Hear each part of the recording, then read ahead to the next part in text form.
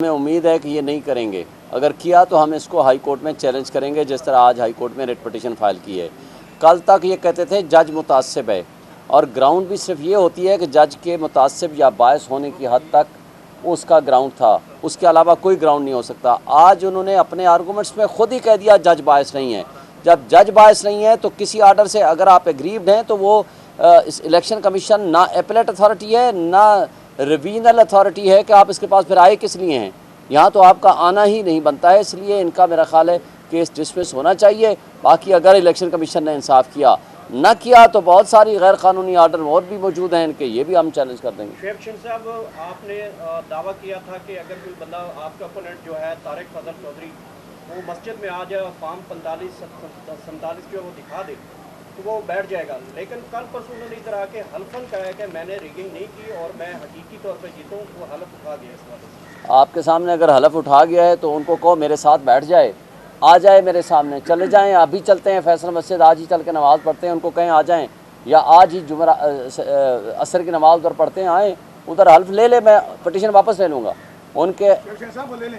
आ जाएं, आ जाएं, कुरान पे हाथ रख के कह दें कि मैंने ले लिया, आ जाए, मैंने आपके सामने कह रहा हूँ, आ जाए मेरे साथ चलें। वो आपको झूठ बोल रहे हैं, वो ये कह रहे हैं मैं हल्फ लेता हूँ। सुन लें, मैं रिगिंग में शामिल नहीं हूँ अपनी ज़ात की हद तक, यानी रिगिंग मैंने कराई है, रिगिंग खुद नहीं की है। आप उसको कहो तू जीता है, मुझे बताएं फॉर्म 45 के मुताबिक या हारा है, बता दे। वो अगर उसको ट्विस्ट करता है कि मैं रिगिंग में शामिल नहीं हूँ, वो बिल्कुल रिगिंग में भी शामिल है, मगर उसको छोड़ें। वो ये कहेगा कि मैंने पैसे दे के रिगिंग कराई है, मैंने बंदे हायर करके ये फ्रॉड किया है, जुर्माना किया है, उसको कहे ना आ जाए, आप सामने मौजूद हूँ, मैं आप सबके सामने कहता हूँ आ जाए, फैसल मस्जिद में आ जाए, कुरान पे हाथ रख दे, मैं वापस ले लूँगा। कि वो वाकई कहे कि मैं जीता हुआ हूँ फॉर्म 45 के मुताबिक, वाकई मैंने 1,01,000 वोट लिए हैं। वो 1,01,000 तो दूर की बात है, उसने कहा आपके सामने ही, आपने रिजल्ट देखा हुआ है। हलफ तो उसने उठाना है, हलफ तो उसने उठाना है, हलफ की तहरीर तो शुएब साहब लिख के देंगे। हाँ, शुएब साहब, आज से आप यहाँ पर बात कर रहे हैं, कायमी हज़ारे में मुअज़्ज़ज़ चीफ जस्टिस ने गुज़िश्ता समाअत के मौका पर एक केस का जिक्र किया और कहा कि तिरपन वहाँ समाअतें हुई, लेकिन वकील खासकर शुएब शाहीन आपका नाम किया कि वो पेश नहीं हुए। मुतअद्दिद मरतबा इमरान खान के उस केस में काजी फाइज हिस्सा ने किया। तो ये केस कौन से वाले की बात कर रहे हैं? कल जो इस्लामाबाद हाई कोर्ट के केस की बात कर रहे हैं। 53 समाअतों का उन्होंने बार-बार ये जो नैब वाला केस हुआ है, तो इस हवाले से क्या कहेंगे? क्या ऐसा रहा कि आप पे तनकीद या फिर आपका सवाल उठाया जा रहा है? क्योंकि टीवी पे तो ये आके बहुत सी बातें करते हैं, आए ना हमारे सामने आके जो आप तो ऐसा क्या था कि जो हैदर सिराज साहब टीवी पे बात तो हम ज़रूर करते हैं, लेकिन मैं उस केस में जाऊंगा जिसमें मेरा वकालतनामा होगा। ख्वाजा हारिस साहब सीनियर वकील हैं, हमने उनको हायर किया था, उनको इंगेज किया था on behalf of Imran Khan, हमने उनको वकील इंगेज किया है। अगर उनको वकील नहीं रहेंगे तो इमरान खान जिसको वकील बनाएंगे वो उसमें पेश होगा। नंबर 1, ये पार्टी पॉलिसी भी है, ये कानून भी है, ये कायदा भी है। बल्कि काजी फाइसा साहब जब से चीफ जस्टिस बने हैं, इन्होंने एक उसूल और बना लिया है, एक से ज़ायद वकालतनामे भी एक्सेप्ट नहीं होंगे। एक वकील होगा तो जब उसका वकालतनामा चेंज करेंगे वो ख़त्म हो जाएगा, तो फिर दूसरा वकील आ सकता है। तो लिहाजा जब वो वकील मौजूद थे तो इस वजह से हम नहीं पेश हुए, हम प्रोसीडिंग्स अटेंड करते रहे, नहीं पेश हुए। दूसरा एक केस रेफरेंस उन्होंने दिया इस्लामाबाद हाई कोर्ट का। जब मैं प्रेसिडेंट था, हमारी कैबिनेट ने डिसाइड किया कि हम इस नैब लॉज की अमेंडमेंट को, जो पर्सन स्पेसिफिक लॉज हैं, हम उसको चैलेंज करेंगे। क्योंकि जो इन्होंने चेंज किया है, अपना केस देखा कि जी कहा है पब्लिक एट लार्ज जहाँ होगी वो पार्टी चैलेंज कर सकती है, नैब में जा सकती है। कहा कि उनके खिलाफ कंप्लेनेंट कितने थे, 86। उन्होंने कहा जी कम से कम 100 बंदा होना चाहिए। अच्छा, अपना अगर फ़र्ज़ करो 49 करोड़ का केस है, तो कहा जहाँ 50 करोड़ नहीं होगा वहाँ नैब को अख्तियार नहीं होगा। इस तरह उन्होंने अपने केस सामने रखे, और उस तरह उनके ही आज़म नज़ीर तारा उनका वकील था, अपने केसेस को सामने रख के नैब लॉ बदलते गए ताकि अपने केसेस ख़त्म करा सकें और धड़ाधड़ ख़त्म कराए। हमने चैलेंज किया था इस्लामाबाद हाई कोर्ट में, और मैं 1 साल तक, जब तक मैं प्रेसिडेंट था, हम उसको परसू करते रहे, और वो अभी तक मेरा ख्याल है केस पेंडिंग है।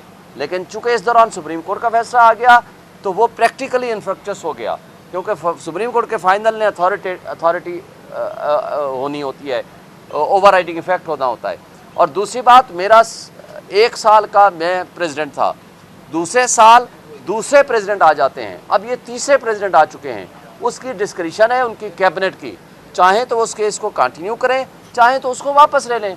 क्योंकि that was not in my personal capacity होता तो मैं जाकर वापस लेता, क्योंकि सुप्रीम कोर्ट में ये मैटर सब फाइनलिटी अख्तियार कर चुका है और मज़ीद कर लेगा इस अपील के बाद। इसलिए चूँकि जज साहब को ये बातें पता नहीं थी तो उन्होंने इस हवाले से ये बात की।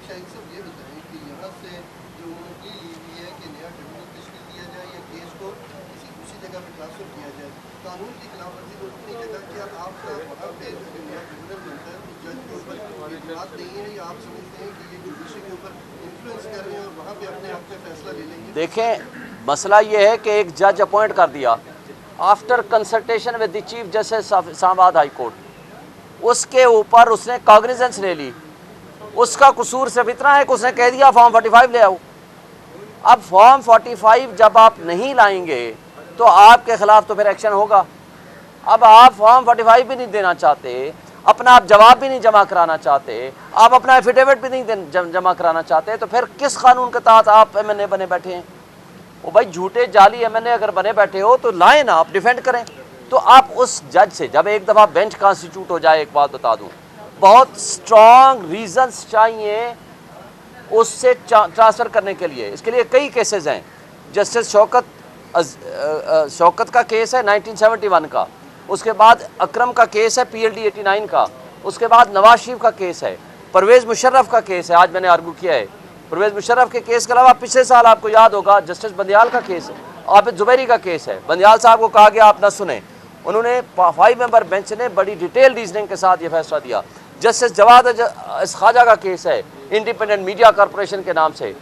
जज को जब आपने अलग कराना हो किसी प्रोसीडिंग से, जब जज की कॉन्स्टिट्यूट हो जाए, तो उसके लिए बहुत स्ट्रॉन्ग रीज़न चाहिए, उसके लिए बायस होना और साबित करना ज़रूरी है, जो कि यहाँ मिसिंग है।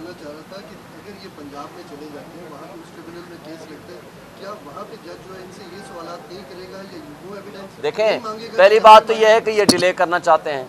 दूसरी बात यह है कि ये क्यों हम इस्लामाबाद की टेरिटोरियल जुरिस्डिक्शन है, इस्लामाबाद का इलेक्शन है, इस्लामाबाद हाई कोर्ट को उन्होंने लिखा है, इस्लामाबाद का एक जज फंक्शनिंग कर रहा है, मुझे बताएं क्यों ट्रांसफ़र करें किसी भी और जज के पास? कोई रीज़न दें ना, बायस होने की कोई रीज़न दें। वो कहते हैं जज तो बायस है ही नहीं, फिर ट्रांसफ़र किस लिए मांग रहे हैं?